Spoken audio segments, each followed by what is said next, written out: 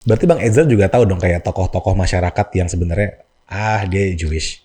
Tahu, karena kita kan ada komunitas. Kalau kita ngomongin Yahudi itu kan kita bicara tentang keturunan dan bicara tentang agama. Iya. Kadang agama-agama lain itu keselamatannya bersifat eksklusif. Dalam arti kalau lo mau masuk surga kasarannya, lo masuk surga lo ikut agama gua gitu.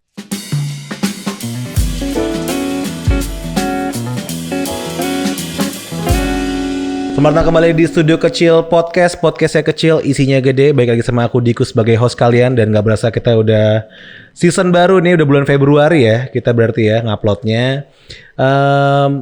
Teman-teman semua pasti di luar sana punya teman. Banyakan di orang-orang Indonesia ya tentunya ya. Punya banyak teman yang orang Islam. Banyak teman yang orang Kristen, orang Katolik. Hindu, Buddha, Konghucu semua hidup bersamaan di Indonesia ini. Cuma sangat jarang untuk kalian bertemu orang-orang dengan kepercayaan yang lain gitu. Seperti misalnya Yahudi atau Zoroaster atau Sunda Kariwitan gitu atau Kejawen mungkin gitu kan. Masih banyak hal yang teman-teman juga harus tahu gitu. Dan aku sedang kedatangan seorang yang spesial.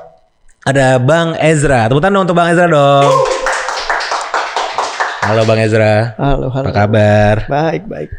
Bang Ezra, mau nanya pertanyaan yang agak aneh nih. Orang Yahudi itu di Indonesia ada berapa banyak sih Bang Ezra? Waduh, berapa banyak ya? Kalau yang keturunan sekarang mungkin cuma gak nyampe 1.000 orang. Gak nyampe 1.000? Gak nyampe 1.000 orang. Jadi kalau dibilang Yahudi itu minoritas apa enggak. Karena kita benar-benar micro minority, sangat-sangat minoritas. Sangat-sangat gitu. minoritas. Kita ya. di bawah 1.000 lah. Di bawah 1.000. Kalau yang nggak keturunan emang ada yang nggak keturunan? Iya ada. Kalau kita ngomongin Yahudi itu kan kita bicara tentang keturunan dan bicara tentang agama. Iya. Agama Yahudi. Iya. Nah, secara umumnya memang agama Yahudi itu dianut sama keturunan Yahudi. Yes. Tapi meskipun begitu, orang yang tidak punya keturunan pun bisa sebenarnya menganut agama Yahudi. Cuma ya pertama buat apa? Karena kan memang Kenapa ngomong buat apa? Karena gini, kita mungkin agak sedikit berbeda dengan agama-agama lain ya. Kadang agama-agama lain itu keselamatannya bersifat eksklusif. Dalam arti kalau lo mau masuk surga kasarannya, lo masuk surga lo ikut agama gua gitu. Kebanyakan agama kan seperti itu. Sedangkan kalau Yahudi enggak. Lo selama hidup lo baik di dunia, mengakui bahwa Tuhan itu ada, tidak melakukan hal-hal yang tidak bermoral. Dalam Yahudi itu ya nggak masalah. Mau agama lo Islam, mau Kristen, mau Hindu, mau Buddha. Lo bisa masuk surga gitu kalau kita ngomongin masuk surga ya. Iya. Jadi ya kalau ditanya mau ngapain jadi Yahudi, ya mau ngapain gitu. Lo bisa masuk surga lewat agama lain lah kasarnya gitu loh. Oke. Tapi ya tetap bisa. Tetap bisa jadi menganut agama Yahudi itu tetap bisa. Tapi ya prosesnya sangat-sangat sulit. Butuh proses bertahun-tahun. Gimana caranya Bang kalau mau masuk Yahudi? Pertama jelas ditolak dulu ya. Kenapa kok ditolak? Karena kita biasanya nolak untuk memastikan. Lo serius nggak? Biasanya kita tolak 3 kali itu. Bisa datang pengen jadi Yahudi. Kadang kita usir langsung.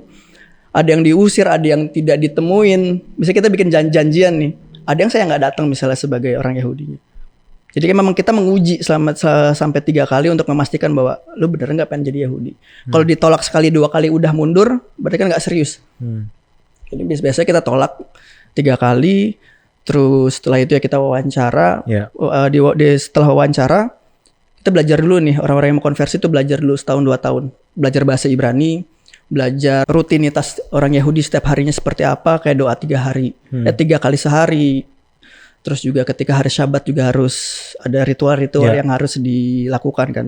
Sehingga ketika konversi nanti nggak 0, sudah bisa langsung praktek. Nah itu biasanya prosesnya 1-2 tahun, paling lama 10 tahun. 10 tahun prosesnya. 10 tahun tuh belum tentu jadi Yahudi juga nanti kan. Gitu, bisa capek duluan bisa gitu capek duluan, banyak yang berhenti di situ. Dan harus sunat juga ya Bang ya? Harus sunat yang belum harus sunat juga ya. Oke. Tapi Bang, aku manggil Bang gak apa-apa ya? Biar sopan aja nih. Bang Ezra, waktu itu bulan Oktober seingat aku di Twitter tuh rame banget ada yang bilang fenomena Yahudi pesek. Ada istilah-istilahnya tuh. Kalau Bang Ezra kan mancung nih kan. Keturunan ya? Keturunan. Kan ada fenomenanya tuh, kata Yahudi pesek. Itu jadi kayak orang-orang Indo, orang pribumi, orang-orang lokal gini ya, orang-orang Jawa lah bahasa kasarnya, atau orang Jawa atau orang Cina gitu ya. Banyak yang mengaku-ngaku, gue tuh gue juga Yahudi gitu. Nah, lalu dia dibulilah oleh netizen, mana ada Yahudi pesek, mana ada Yahudi sipit gitu. Pendapat Bang Ezra gimana? Pertama, orang kan ini ada dua hal yang harus ditanggapi ya. Pertama, saat setiap orang yang mengaku saya Yahudi itu harus bisa membuktikannya. Iya. Ya, entah itu dari silsilah keluarga. Iya. Karena kita kan punya surat-surat ya. Oke. Bisa teman-teman Muslim aja kan ada yang Bang Alawi itu, yang teman-teman kita yang sebut Habib itu kan mereka punya silsilah. Yes. Jelas. Dan di Yahudi pun sama. Ya. Orang-orang yang mengaku Yahudi itu harus bisa menjelaskan siapa bapaknya, siapa ibunya, siapa kakek neneknya, siapa kakek nenek buyutnya. Kalau misalnya memang ada, tunjukkan kuburannya di mana atau surat nikahnya. Kita harus punya itu. Oke. Kita harus punya. Jadi nggak bisa orang sembarang ngaku-ngaku saya Yahudi. Buktinya apa? Iya. Kita harus punya surat itu. Karena kan itu menyangkut masalah sebuah komunitas etnis ya. Iya. Orang tuh nggak bisa hanya ngaku-ngaku begitu saja. Dan yang kedua masalah pesek ya. Sebenarnya orang Yahudi, misal gini, sambil contoh ada namanya di Yahudi itu Beta Israel. Beta Israel itu orang-orang Yahudi Ethiopia. Kulitnya hitam layaknya orang Afrika, hidungnya pesek. Mereka tuh tersebut orang Yahudi karena silsilahnya nyambung sampai orang-orang Yahudi itu. Atau misalnya orang-orang Yahudi, karena gini, kesalahan orang-orang Indonesia itu membuat stereotip bahwa orang-orang Yahudi itu orang-orang kulit putih Eropa. Ya. Padahal orang-orang Yahudi itu orang-orang Timur Tengah kulitnya gelap. Orang Arab gitu ya. Orang-orang Arab gitu Ya. kan. Dan orang Arab pun nggak semuanya mancung-mancung. Orang-orang keturunan Arab di Indonesia kan nggak semuanya mancung juga. Iya, gitu. iya. Apalagi kalau kita ngomong keturunan keberapa. Jauh banget Jauh gitu banget, ya. kan. Iya. Nggak selalu mancung sih. Jadi nggak bisa dilihat dari Fisik. Kayak ada juga namanya Yahudi Kaifang. Kaifang itu orang-orang Yahudi yang dulunya mereka di Iran, di Persia. Mereka berimigrasi ke Tiongkok. Perawakannya sekarang ya kayak teman-teman Tionghoa. Tapi garis keturunannya Yahudi. Itu ada jelas. Ya matanya sipit, hidungnya nggak mancung. Memang nggak bisa disamaratakan ya secara fisik gitu. Bang Ezra, ini kan aku dan teman-teman semua pasti juga pertama kali bisa ngobrol sama tokoh langsung nih, tokoh Yahudi lah ibaratnya gitu di Indonesia. Aku ada penasaran kayak gini Bang, apakah benar orang-orang Yahudi itu bisa dianggap eksklusif ya, golongan etnis yang eksklusif gitu, yang kalau kita lihat gitu di film-film gitu kayak I'm a Jewish gitu, dia bisa ada urutan di mana dia pas kecil tuh dia baca Taurat, ada yang dia harus ngapa-ngapain gitu-gitu, dan circle-nya tuh itu-itu aja gitu. Yeah. Apa yang membuat, atau mungkin apakah ada sejarahnya, apa yang membuat orang-orang Yahudi itu menjadi sangat eksklusif gitu kelompoknya? Kita merujuknya ke orang-orang Yahudi ini ya, Ashkenazi yang di Eropa ya, yang sangat eksklusif ya. Yeah. Jadi orang-orang Yahudi di Eropa, Ashkenazi itu kan mereka masuk ke Eropa tuh sudah ratusan tahun yang lalu. Yeah. Sudah masuk ratusan tahun lalu, dan selama ratusan tahun juga mereka mengalami diskriminasi oleh ya orang-orang Katolik pada saat itu, oleh gereja, oleh Katolik pada saat itu, di mana hampir gini, misal contoh dulu setiap Natal orang-orang Yahudi itu, rumah-rumah orang-orang Yahudi dan sinagoga orang Yahudi itu dibakar tiap Natal. Makanya orang Yahudi setiap Natal tuh suka trauma gitu. Sampai ada istilahnya Nitelnach. Nitelnach itu bahasa Yiddish atau bahasa Jerman, artinya malam Natal, yang menunjukkan bahwa setiap Nitelnach orang-orang Yahudi akan bersembunyi di rumah-rumah mereka karena mereka akan diburu oleh orang Kristen pada saat itu. Terus juga setiap Valentine. Jadi orang Yahudi itu punya sejarah yang sangat kelam di Eropa. Dan itu yang membuat akhirnya mereka menutup diri. Mereka menutup diri, tidak terbuka dengan lingkungan mereka. Karena mereka takut. Mereka takut dibunuh, mengalami pogrom, mengalami genosida. Jadi kenapa circle mereka sangat kuat dan hanya itu saja? Ya karena lingkungan mereka yang memaksa mereka untuk seperti itu. Lingkungan mereka yang tidak menerima. Sama kayak misalnya kita ambil contoh paling sederhana aja ya, di Indonesia. Teman-teman Tionghoa kadang mereka punya circle sendiri kan, karena mereka punya masa lalu yang mungkin dibilang kurang enak, apalagi kalau kita ngomongin tahun 98. Itu kan sebenarnya bukan karena mereka tidak mau membaur, tapi ada trauma dari masa lalu yang masih mereka bawa. Mungkin alasan yang masuk akal sih seperti itu sih. Oke. Ini masuk ke pertanyaan berikutnya ya. Aku juga bingung karena dari kecil alhamdulillah tidak ditanamkan kebencian gitu ya. Cuman aku selalu bingung Bang gitu, kayak ada kebencian terhadap satu etnis gitu, kayak kita benci orang Tionghoa gitu. Kita benci orang Yahudi, padahal ketemu sama orang Yahudi juga belum gitu. Gak punya teman orang Yahudi gitu.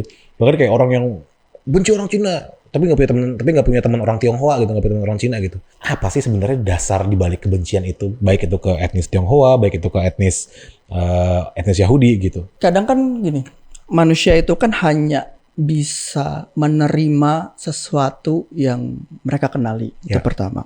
Dan kita punya kecenderungan rasa takut terhadap sesuatu yang kita tidak ketahui. Yes.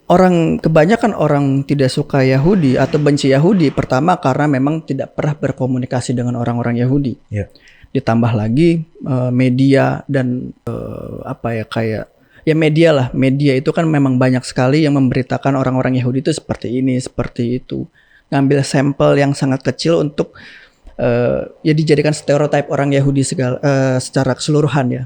Ya mungkin karena memang tidak ada keinginan untuk belajar. Karena buat saya toleransi itu hanya bisa terjadi ketika kita saling mengenal gitu. Yes. Hanya bisa kita tahu ya. Gini aja. Tapi kenal aja belum tentu bisa menerima kan. Yeah. Apalagi yang tidak kenal sama sekali gitu. Yeah. Makanya ya kebencian terhadap orang-orang Yahudi atau minoritas ya karena ketakutan ketidaktahuan mereka atas ketidaktahuan orang-orang yang membenci. Apalagi kalau dilihat di media kebanyakan ya fitnah terhadap orang-orang Yahudi gitu loh. Orang Yahudi beginilah, orang Yahudi begitulah. Kayak kemarin dibilang orang Yahudi minum darah segala macam. Yeah. Jadi memang kebanyakan karena ketidaktahuan mereka. Kebencian itu kan lahir karena ketidaktahuan. Teputan dong untuk Bang Ezra nih. Membawa pesan-pesan damai. Ahmad Dhani Yahudi bukan sih? Gimana ya Ahmad Dhani? Tapi bentar sebelum jawab Ahmad Dhani. Berarti Bang Ezra juga tahu dong kayak tokoh-tokoh masyarakat yang sebenarnya dia Jewish. Tahu, karena kita kan ada komunitas. Ada komunitas. Ada komunitas yang paling itulah yang seragamnya oren-oren tahu kan, Pak? Oh. Dan ketahuan. Ya nggak apa juga sih. Terus. Ya, itu emang ada sih di Wikipedia juga ditulis. Ya banyak sih artis-artis yang keturunan Yahudi itu banyak. Banyak ya. Tokoh-tokoh politik ada beberapa. Businessman Gitu, dulu waktu saya kecil itu kan tinggal sama orang Yahudi Irak di Jakarta.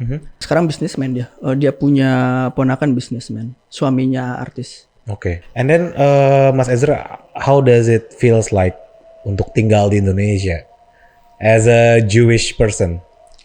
Karena saya punya teman Chinese guy ini, Mas Ben ini, dia pernah cerita juga kayak bagaimana dia takut kalau dia dikerumuni oleh banyak orang-orang bergamis gitu, atau dia takut ketika dia lagi di jalanan kampung. Ini kan jalan kampung, dia kalau jalan kampung dia suka diliatin, suka sipit gitu ya, gitu. Nah, apakah ada perasaan itu juga sebagai orang Jewish? Gini, kalau saya pribadi ya, saya kan memang lahir dari lingkungan yang saya tinggal di Cirebon kebetulan. Tinggal di Cirebon yang dimana memang Cirebon itu masyarakatnya itu bermacam-macam, orang Tionghoa, orang Arab, Sunda, Jawa, bahkan Cirebonnya sendiri kan Jasun, Jawa Sunda ya. Kita hidup dalam satu lingkungan yang tidak pernah ada konflik, sehingga rasa takut didiskriminasi itu kalau buat saya pribadi saya nggak pernah merasakan itu, karena memang saya lahir di lingkungan yang sangat toleran. Oke. Apalagi ya kan keluarga saya kebanyakan memang Muslim ya. Muslim yang toleran juga. Jadi kalau dibilang takut, enggak sih, enggak ada rasa takut. Karena gini, rasa takut itu kan ketika lahir, ketika merasa terancam. Yeah. Sedangkan saya tidak merasa terancam, jadi tidak ada yang saya takutkan. Kecuali ya kalau kita mau lihat di sosial media ya ancaman-ancaman terhadap orang Yahudi. Yeah. Gua bunuh lah segala macam, itu kan pasti ada aja. Apalagi waktu kemarin perang ya.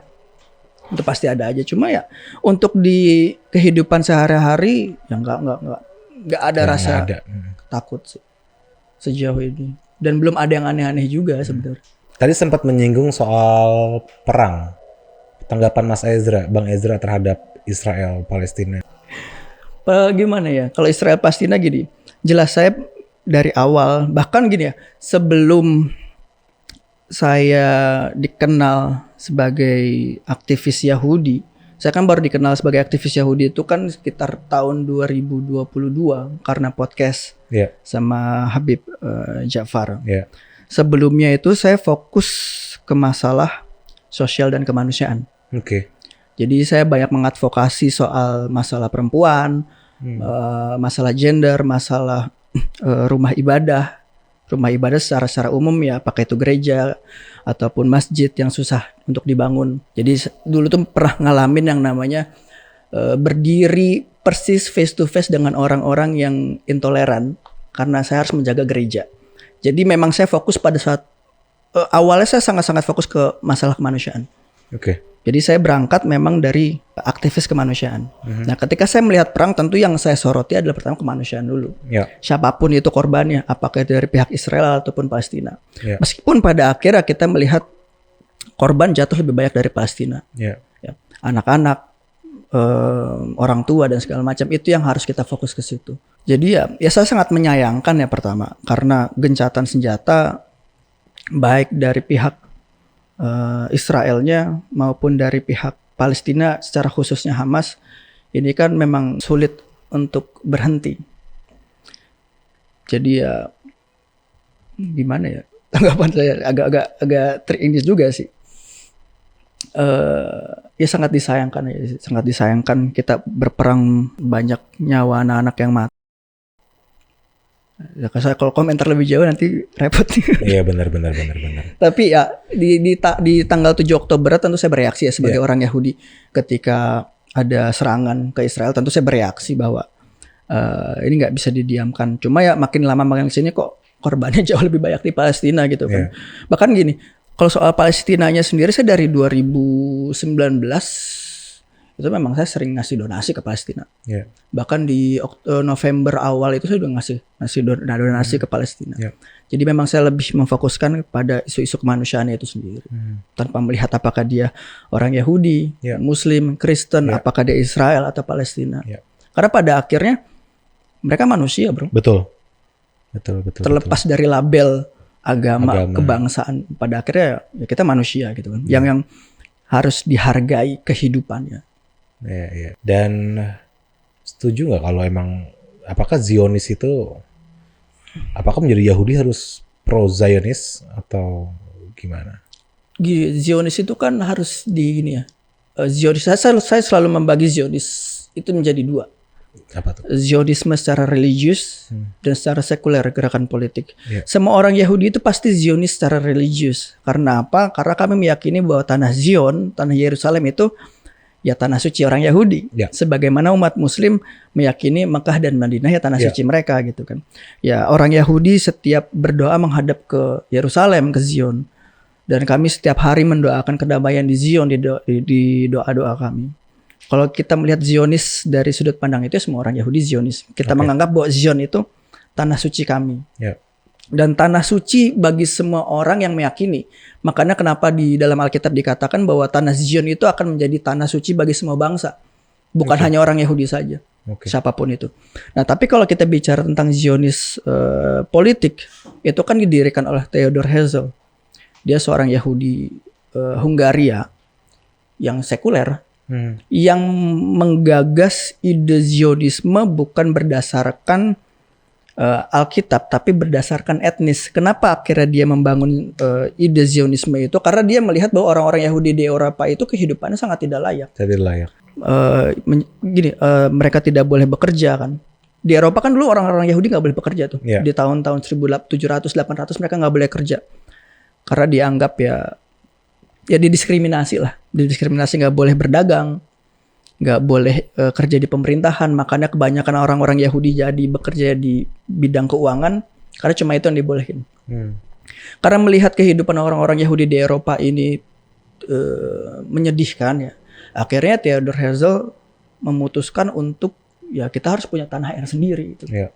Jadi berangkat dari situ, bukan berangkat dari keagamaan.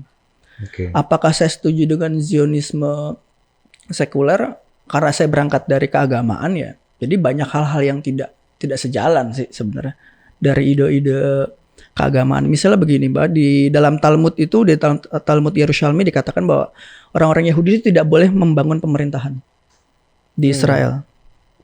Sedangkan itu kan pendirian negara kan bertentangan dengan Talmud Yerushalmi. Jadi memang makanya orang-orang Yahudi ultra ortodoks itu kan banyak yang anti Zionis. Banyak banget. Nah, karena dasar itu. Dan juga apa ya? Ya secara pemerintahannya juga sekuler kan. Iya, di benar. Israel. Di Israel tuh sekuler banget. Mungkin satu-satunya negara sekuler di Timur Tengah Israel. Iya. Sebagaimana dijelaskan oleh Ben Gurion sendiri bahwa saya akan membangun negara Eropa. Eropa dalam tanda kutip negara sekuler di Timur Tengah. Jadi memang bukan berlandaskan pada kitab suci. Iya. Ya. Ada yang bilang juga di salah satu bacaan saya baca itu Theodor Herzl tidak disunat katanya. Itu bapaknya itu ultra ortodoks. Oke. Bapaknya Theodor Herzl itu ultra ortodoks. Theodor Herzlnya itu disunat sebenarnya, tapi anaknya yang nggak dibolehin sunat. Anaknya masuk Kristen kan? Anaknya masuk Kristen dan nggak dibolehin sunat, sama Theodor Herzl tuh nggak boleh disunat. Sama yang perjanjian Theodor Herzl dengan Paus. Iya, dia bikin perjanjian kalau misalnya Vatikan ingin membantu idenya tentang pembangunan negara, ya Vatikan punya hak atas orang-orang Yahudi di situ. Oke. Apakah itu dikonversi menjadi Katolik ya? Mungkin salah satu perjanjiannya itu. Tapi ada yang saya nggak tahu nih. Ada kan ada yang bilang, kalau dari Yahudi kan emang Yerusalem itu ada tanah yang dijanjikan gitu. Cuman secara kenegaraan itu tanahnya belong to Palestine, is that right? Yerusalem tuh netral. Netral. Punya PBB. Iya benar-benar punya PBB. Lalu apakah memang seharusnya itu bangsa Israel atau bangsa Yahudi itu kembali ke tanah itu dan menempatkan tanah itu kembali atau gimana sih sebenarnya? Gitu. Orang Yahudi itu ada namanya aliyah. Aliyah itu berarti gerakan kembali ke tanah Israel. Okay. Karena ketika orang-orang Yahudi di luar Israel itu dia ibarat seperti buah anggur yang tidak berbuah sehingga dia harus dicabut. Gini, pohon anggur itu untuk bisa berbuah bukan diganti tanahnya, tetapi tanaman anggurnya dicabut, dipindahkan ke tanah yang lain. Ketika sudah berbuah, dia akan kembalikan lagi ke tanah asalnya. Nah, begitu juga dengan orang-orang Israel. Kenapa orang-orang Israel itu selalu diibaratkan seperti anggur? Karena ketika dia tidak bisa berkarya, tidak bisa menjadi contoh yang baik untuk bangsa-bangsa lain, dia akan diambil dari Israel dan akan dibuang, menyebar kemana-mana. Nah, ketika orang-orang Yahudi di luar, di Galut atau di diaspora sudah bisa memberikan contoh yang baik untuk bangsa-bangsa yang lain, maka dia akan dikembalikan lagi ke tanah Israel. Ke tanahnya. Jadi memang secara Alkitab tuh seperti itu. Tapi tentu dengan cara yang baik. Dengan cara yang baik, bukan mengusir yang lain ya. Karena di Israel sendiri kan dulu juga sudah ada orang Yahudi. Sebelum Israel ada. Ada namanya Old Yusuf. Old Yusuf itu Yusuf lama berarti orang-orang Yahudi yang memang sudah ada di Israel sebelum Israel ada, dan mereka hidup sama orang-orang Arab dan orang-orang Kristen di sana ya baik-baik saja kan. Benar. Bukan sekarang melakukan agresi besar-besaran. Nah itu sih Bang Ezra pertanyaan aku, soalnya kan yang aku tahu itu di Palestina itu kan sudah ada bangsa Yahudi, ada orang Islam, bangsa Arab, orang Kristen, apalagi banyak juga. Kenapa State of Israel tuh menjadi necessary gitu loh? Sedangkan mereka sudah ada di situ gitu, sudah ada di tanahnya lah tanda kutipnya. Kenapa akhirnya pada berimigrasi ke sana ya? Iya gitu. Kalau yang berimigrasi itu kan kebanyakan memang dari Eropa ya. Ya itu tadi puncaknya tuh Holocaust sebenarnya. Holocaust. Karena orang Yahudi ini udah nggak bisa nih. Saya udah nggak bisa di Eropa lagi nih. 6 juta orang Yahudi mati di Eropa. Akhirnya ya sebagaimana manusia ya, bahwa apalagi manusia yang berkomunitas pasti ada keinginan untuk terus melanjutkan kehidupan. Eksistensi, keinginan untuk tetap eksis itu ada. Jadi ya kebanyakan mereka pindah ke Israel untuk menjaga eksistensi mereka. Lebih ke situ sih sebenarnya, bukan masalah tanah yang dijanjikan, tapi karena melihat kayaknya Israel jauh lebih aman gitu ya. Paham. Wah, belajar banyak ini saya ini ya, jadi tahu banyak ini. Oke, Bang Ezra, pertanyaan ringan-ringan deh. Tadi kayak agak pusing juga ini nih. Pening. Bang Ezra, iya. Bang Ezra, kalau suatu hari kan Bang Ezra mau menikah lah pasti ya, mungkin ya. Kalau ntar Bang Ezra mau menikah, haruskah Bang Ezra menikah dengan orang Yahudi juga atau boleh dengan agama lain? Sebenarnya gimana sih hukum pernikahan di Yahudi itu? Di Yahudi itu kan memang kalau yang ortodoks itu memang harus agama. Harus agama karena ketika ijab kabul ya kalau di Islamnya, itu ada kata-kata bahwa saya akan mengikat kamu dengan hukum Musa, dengan hukum Taurat, yang berarti itu kan laki dan perempuan akan secara sadar menjalankan hukum Taurat, yang itu berarti ya keduanya harus Yahudi. Itu secara agama, dan tapi kalau etnis sih nggak harus keturunan ya, karena bisa convert tadi. Iya benar. Cuma kalau ngomong-ngomong pernikahan ya, ini ada yang unik sih. Di Yahudi itu ada kebiasaan, ada di beberapa komunitas ada kebiasaan mereka hanya mau menikah dengan keturunan Yahudi. Oke. Yang convert nggak mau. Yang convert nggak mau. Alasannya? Untuk menjaga keturunan kemurnian. Ya. Oke. Kayak orang-orang Yahudi Halab, orang-orang Yahudi Halab itu orang-orang Yahudi Suriah. Nah, mereka nggak mau nikah sama yang convert. Jadi entah itu dia udah jadi rabi sekalipun, tapi kalau dia nggak punya keturunan Yahudi, mereka nggak mau. Nggak dibolehin. Oke, tapi Yahudi mau Yahudi dari Halab atau Farisi itu boleh-boleh aja. Boleh aja. Boleh aja. Oh gitu. Tapi kalau dari Bang Eza sendiri kayaknya nggak repot untuk ngapain repot soal gitu. Yang penting Yahudi aja. Yang penting Jewish aja. Pendapat di pandangan orang Jewish tentang orang Jewish yang pindah ke agama lain, itu kayak gimana sih pandangannya? Kalau di Islam kan, wah apa murtad ya, kafir kamu, murtad. Gini, Yahudi itu kita percaya free will, bahwa setiap orang itu punya hak untuk menentukan pilihannya, untuk menikah dengan siapa, untuk beragama untuk beragama apapun. Yahudi itu memang alangkah baiknya orang yang keturunan Yahudi itu ya berpegang dengan hukum Taurat. Ya.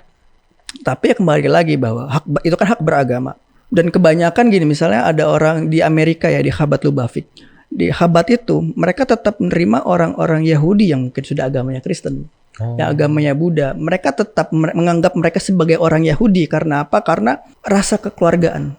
Karena kami satu bangsa, mau agamanya apapun, kami akan tetap menganggap bahwa kamu saudara saya, kamu akan tetap diterima dalam komunitas. Meskipun ya sebaiknya berpegang pada Taurat, karena Taurat itu brit itu perjanjian antara Tuhan dengan orang Yahudi. Tapi kalau misalnya mau beragama apapun ya itu kembali ke hak masing-masing.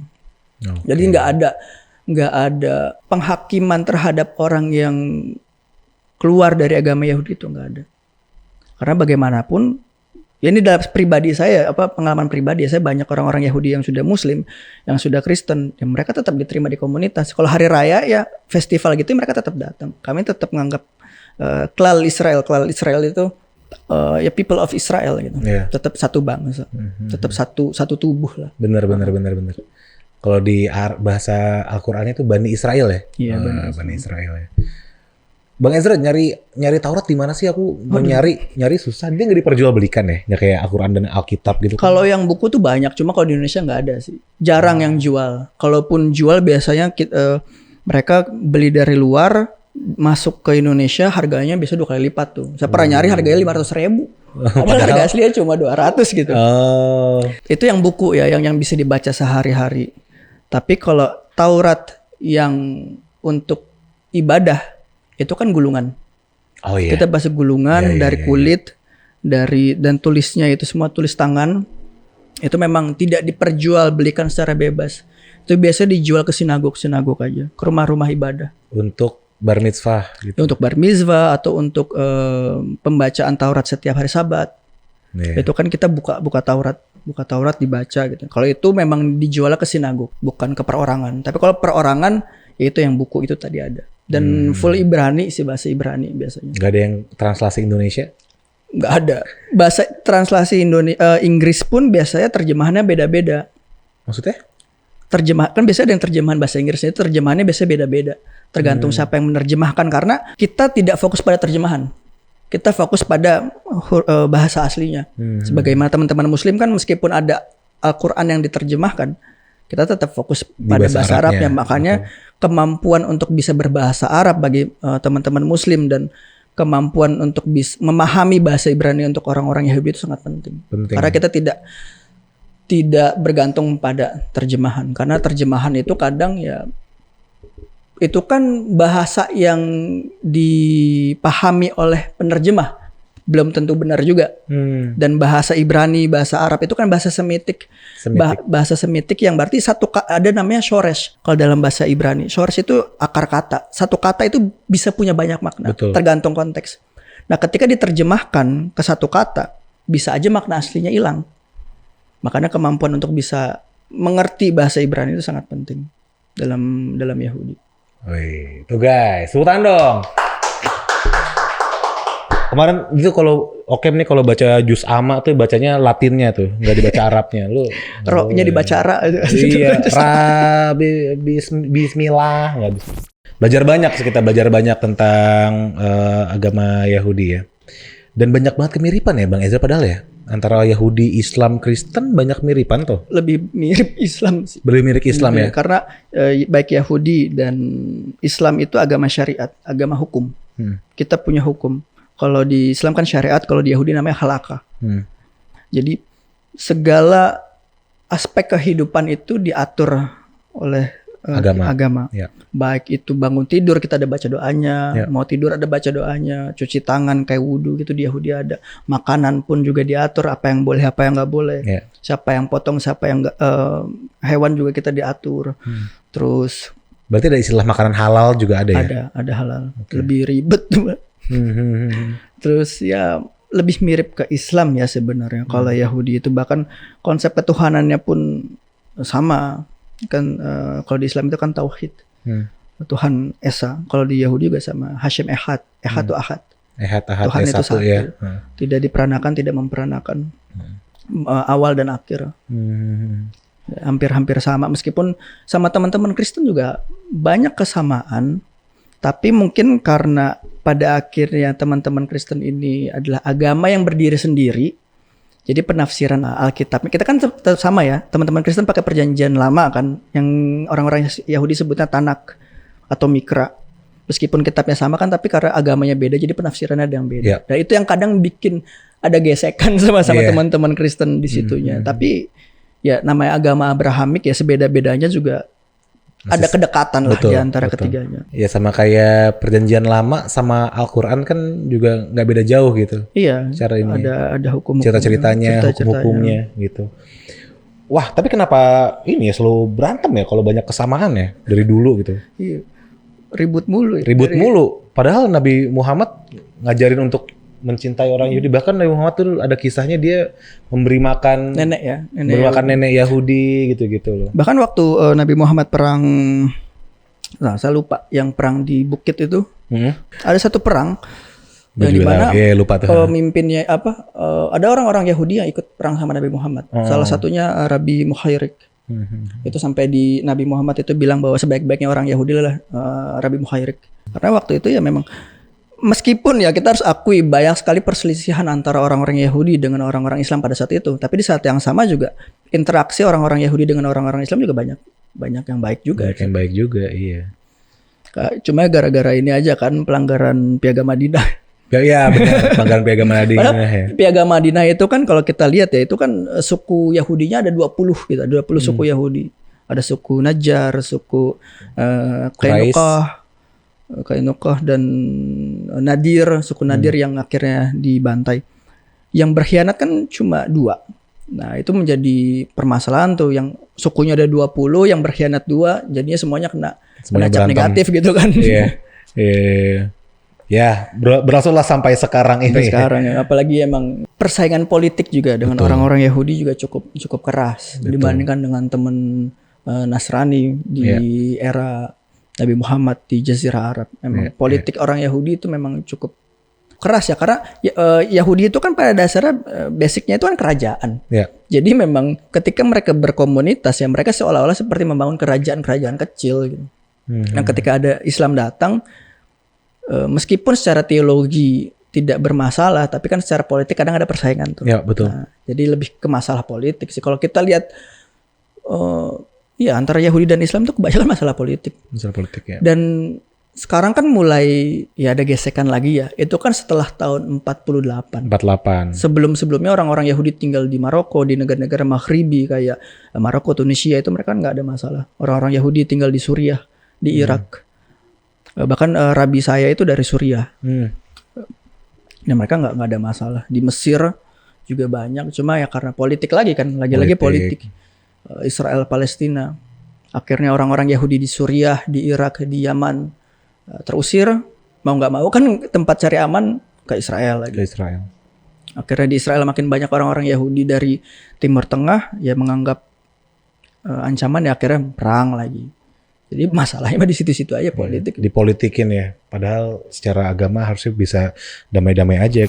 Bang Ezra, sebagai akhir nih, penutup yang ringan-ringan aja lah. Bang Ezra, kan sekarang lagi musim politik nih, apalagi kita di-upload di Februari ntar. Orang-orang Yahudi itu satu pemikiran gak sih? Satu visi, bukan satu visi, maksudnya satu pilihan nih. Kita sebagai komunitas Yahudi di Indonesia, yuk kita pilih ini. Ada kayak gitu gak sih Bang? Di Indonesia ya, Indonesia itu Yahudinya Sephardi, yang dimana ibu dari komunitas kami itu ada di Belanda, ada di Amsterdam, dan kebijakan-kebijakan sinagoga atau komunitas Yahudi Belanda itu kita pakai, yang dimana pilihan politik, orientasi seksual, pandangan terhadap teologi, terhadap keagama itu tidak akan pernah diintervensi oleh komunitas. Jadi mau pilih 01, 02, 03 bebas. Mau kalau kita ngomong orientasi seksual juga, lo mau gay misalnya, atau lesbian, atau trans, selama lo mau menjadi bagian dari komunitas Yahudi ya kami terima. Kami tidak akan masuk ke situ. Kami sangat-sangat tidak ingin masuk ke ranah-ranah yang sangat private. Salah satunya masalah politik. Jadi bebas. Mau pilih siapa aja nggak ada masalah selama tidak membawa itu dalam komunitas. Jadi kalau misalnya lu pilih 06 ya udah simpan aja di hati gitu, nggak usah dibicarakan di dalam komunitas. Karena ketika hal itu dibawa ke dalam komunitas itu sebuah pengkhianaan bagi komunitas. Karena kami ingin komunitas kami bersih dari perdebatan-perdebatan seperti itu. Tepuk tangan untuk Bang Ezra dong. Bang Ezra, makasih nih udah mau mampir ke Studio Kecil Podcast. Semoga isinya bermanfaat bagi teman-teman semua. Mimpi besar Bang Ezra apa sih? Apa ya, nggak punya mimpi. Apakah bisa bangun sinagog di Indonesia atau bisa diakui juga di Indonesia sebagai komunitas Yahudi? Kalau dibilang diakui, mungkin itu mimpi ya.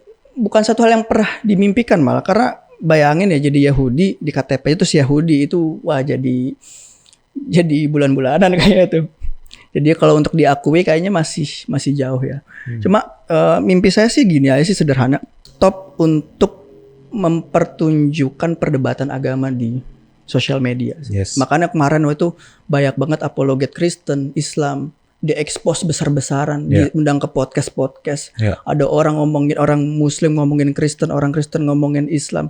Itu kan buat saya diskusi agama itu penting, perlu, memang ada. Dari zaman dulu tuh ada. Tapi itu satu hal yang tertutup, yang sangat-sangat private dan hanya dilakukan memang oleh orang-orang yang ahli.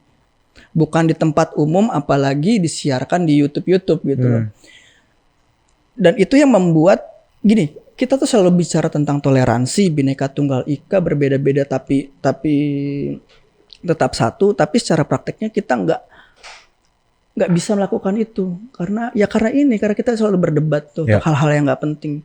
Apalagi ditontonkan secara publik ke semua orang, ke orang-orang awam nonton merasa pinter, akhirnya dia debat juga dengan orang-orang lain yang nggak akan pernah selesai gitu. Makanya ya mimpi saya sih orang bisa mungkin untuk bisa menahan diri, tidak berkomentar, tidak membicarakan sesuatu yang tidak mereka tahu tentang agama orang lain. Baru dari situ ya toleransi bisa terjadi karena toleransi itu hanya bisa terjadi ketika kita sadar bahwa orang lain tuh punya iman yang mungkin sama besar dengan kita. Jadi dengan begitu, dengan kita bisa memahami iman orang lain tanpa harus menyetujuinya ya, dari situlah kita bisa toleransi. Mungkin itu sih mimpi saya, kita lebih bertoleransi dengan orang lain. Amin, semoga terjadi. Wow, sebuah penutup yang sangat sempurna dari Mas Ezra. Teman-teman semua, terima kasih sudah menyaksikan Studio Kecil Podcast. Jangan saksikan terus Studio Kecil Podcast di Studio Kecil TV. Jangan lupa untuk like, komen, dan subscribe channel paling keren se-Banten ini guys ya. Dan bersama gue Diku sebagai host dan ada Ezra. Sampai jumpa lagi. Bye-bye.